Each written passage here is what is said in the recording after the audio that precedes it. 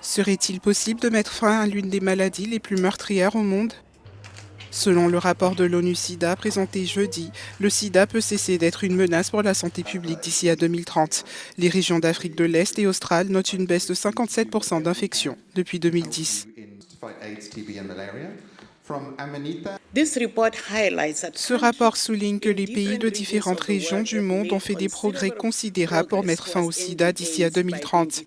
Ils y sont parvenus en intensifiant des interventions qui ont fait leurs preuves, en s'attaquant aux inégalités, en donnant aux communautés les moyens d'agir et en investissant dans les ressources.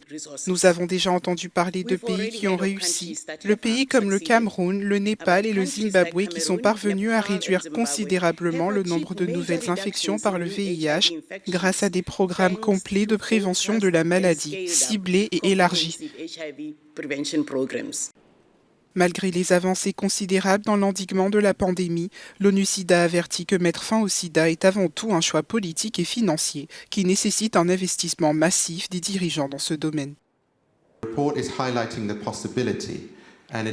Le rapport souligne la possibilité et affirme qu'il s'agit d'un choix politique et financier.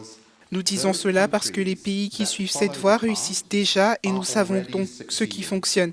Si d'autres hommes politiques font preuve, comme Sheila l'a demandé, de courage politique pour suivre cette voie, c'est ainsi que nous verrons la fin du sida d'ici à 2030. La voie de l'éradication du sida ne consiste donc pas à prédire que nous sommes sur la bonne voie. Le chemin pour mettre fin au sida est de plus en plus clair. Le financement destiné à la lutte contre le VIH est en baisse en 2022, passant à 20,8 milliards de dollars, à peu près le même niveau qu'en 2013.